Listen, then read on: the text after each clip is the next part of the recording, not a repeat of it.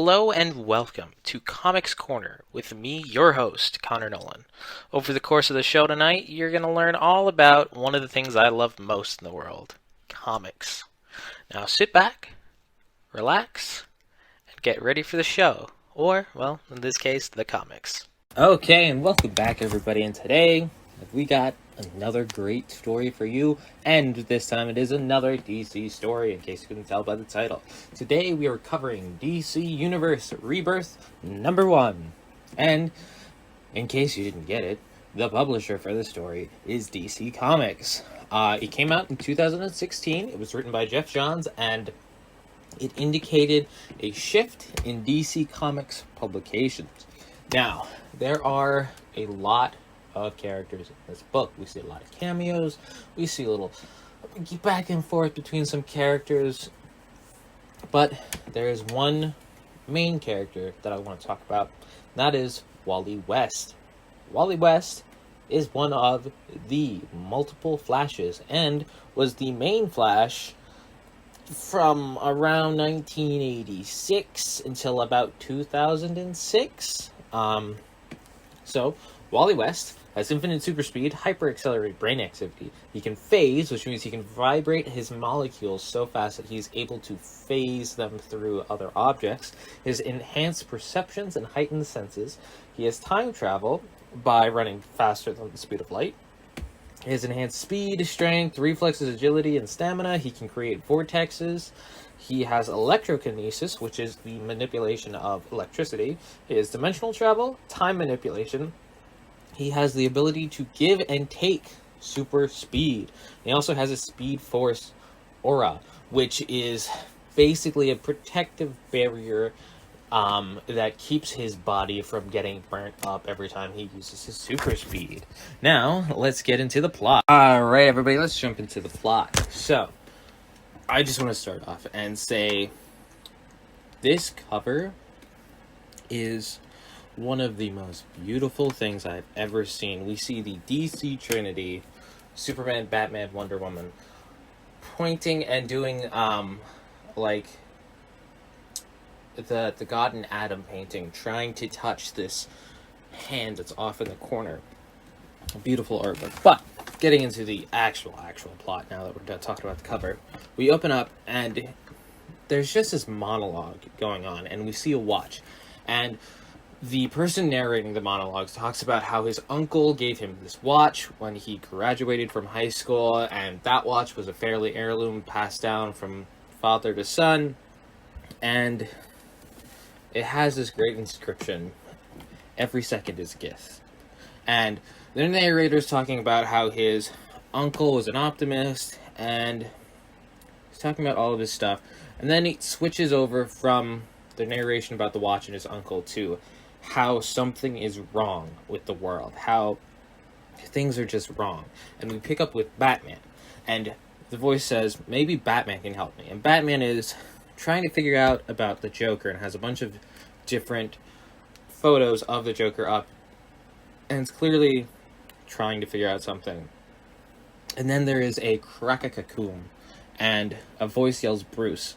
And Bruce just looks at this figure, and it turns out that the narrator was Wally West, the fastest man alive. He is back, ladies and gentlemen.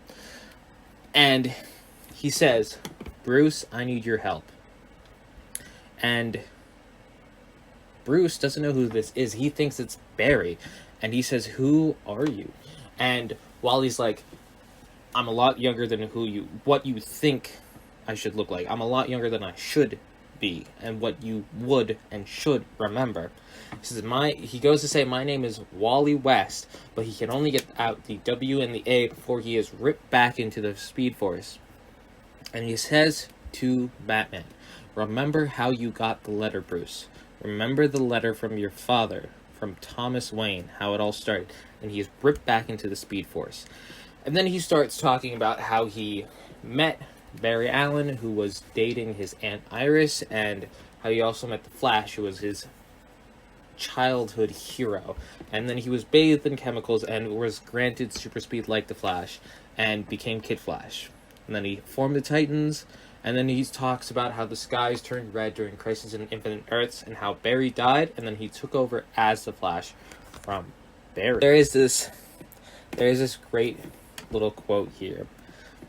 But it wasn't until I met the love of my life that I felt like I deserved to be called the Flash. And he talks about how he was in love with Linda, and how he was pulled into the Speed Force once before, but she was his lightning rod and brought him home. And then he talks about how Barry came back and they formed the Flash family.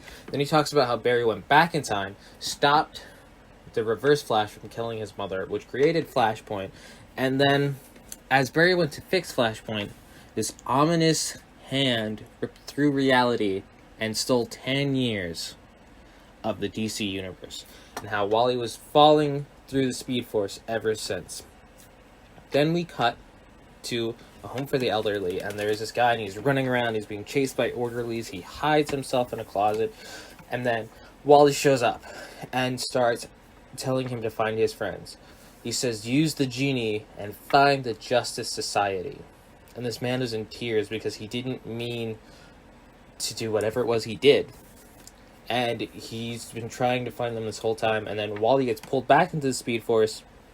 Orderlies bust in and drag this man away. Then we see Wally falling through the Speed Force again for a little bit. And then we cut to Metropolis Prison? Metropolis Police, I want to say.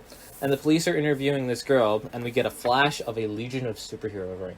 And I gotta tell you, I'm a giant Legion fan, so when I read this the first time, I lost my mind.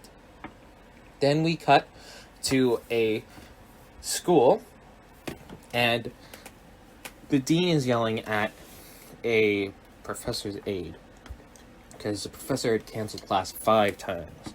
And then the aide goes to the professor's office, and he finds a document, an image, a video, I guess would be the technical term, video from Ray Palmer talking about how he shrunk down and is lost, and how his aide, Ryan Choi, has to come and help him.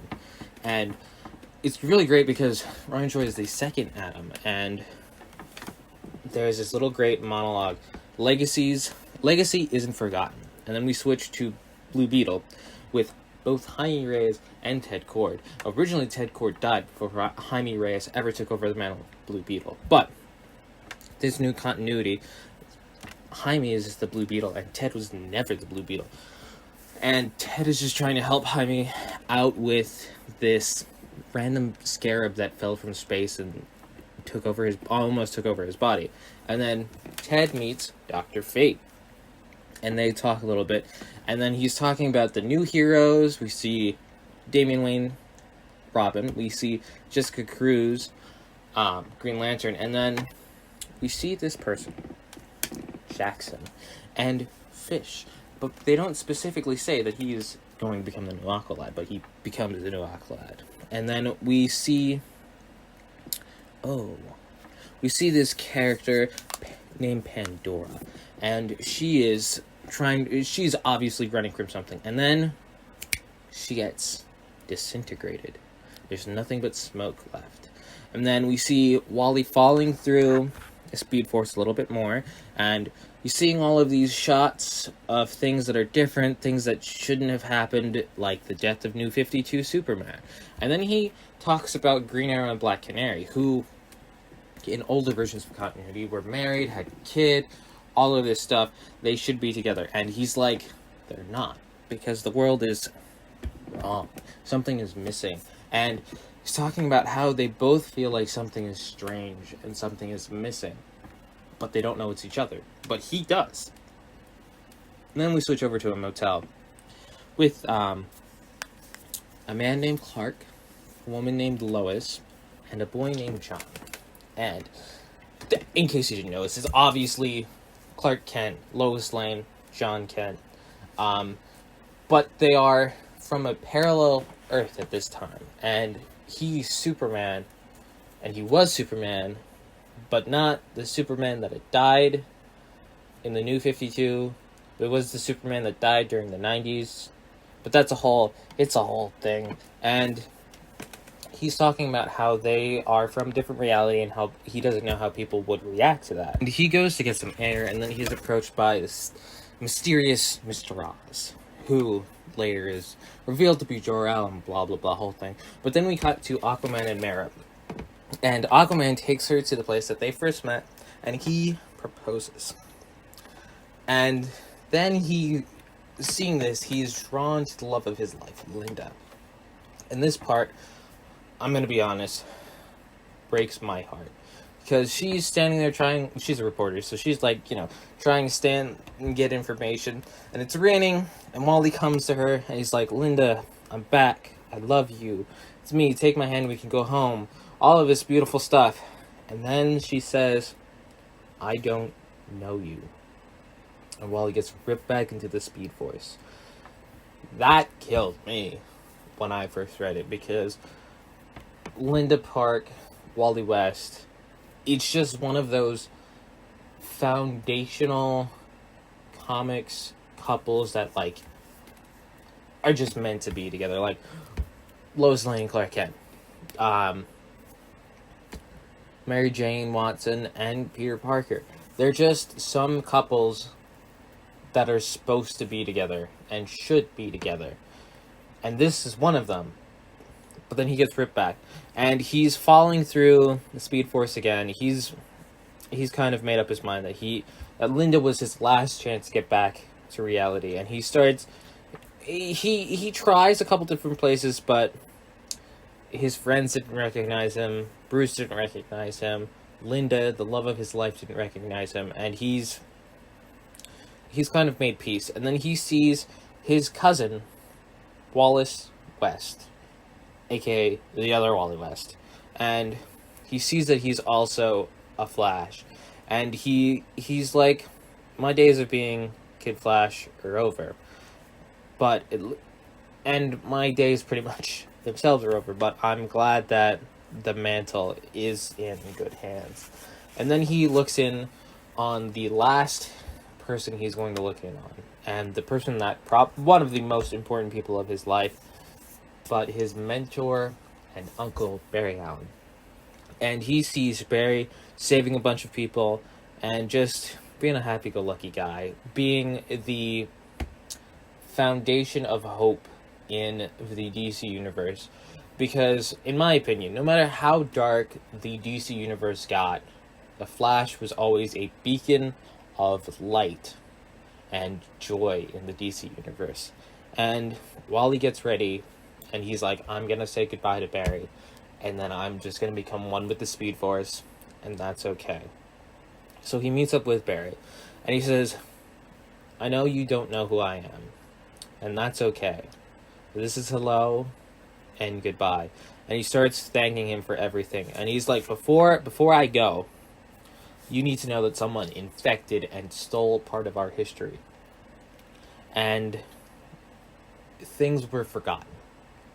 Things like me. And he feels himself starting to go, and he says, thank you for giving me an amazing life. And all of this heartwarming stuff. And I gotta go back to the first time I read this. I started tearing up, because Wally West was literally dying and was going to be gone for good. And he says, thank you for everything. Barry says, I don't understand. And Wally says, I hope one day you will. And he says to him, every second is a gift. That's why I won't die in anguish. I'll go with love in my heart. Goodbye, Barry. Goodbye.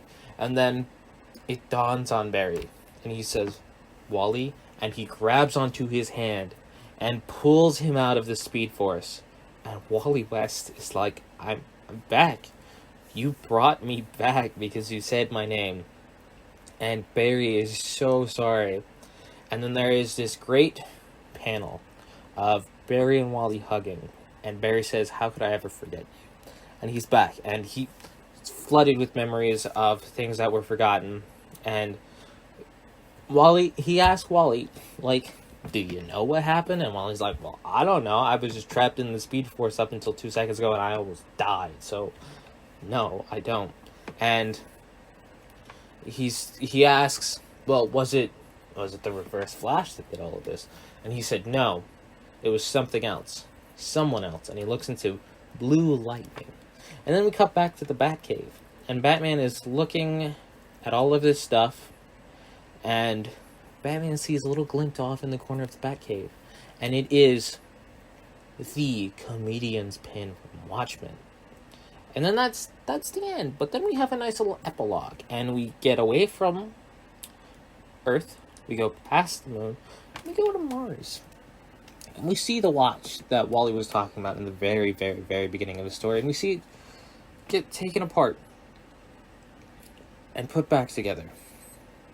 And then we get one of the coolest teases of all time in comics. In the end, nothing ends, Adrian. Nothing ever ends. And the watch face of Wally's watch switches over to the watch face from Watchmen. And it is teased in this book that Dr. Manhattan of the Watchmen universe is what stole 10 years of the DC universe's time, erased Wally West from existence, all of this stuff after Flashpoint. And we are left to wonder, what happens? Now, we're going to go over some fan receptions and my own personal rating scale. Alright everybody, and this is the part of the show when I talk about the fan reception, where to purchase this book, and my own personal rating of this book. So, fan reception. Fans liked it a lot. A lot of things were teased, a lot of things were like, ooh, maybe this is coming back, maybe this isn't coming back. And a fan favorite character, Wally West, who was gone the entirety of the New 52, was brought back to the comics landscape, and fans went wild for this. Because for a lot of, I don't want to say older readers, I want to say more mature readers, Wally West was the Flash to them, and he was taken away during New 52. Granted, there was a Wally West, but it wasn't the Wally West that people grew up reading, and it also wasn't the Wally West that was on the Justice League animated cartoon series from Cartoon Network in the early 2000s, and people loved that character, so people loved that they finally brought him back. Okay, now where you can purchase it. So I did a little digging. Obviously, like any other book, you can find it at your local comic book stores. If you look hard enough, you can find it online, Comixology. You can find it on Amazon, Barnes & Nobles, other retailers like that. And I looked, and I couldn't find any indication of a singular trade paperback that this book was in.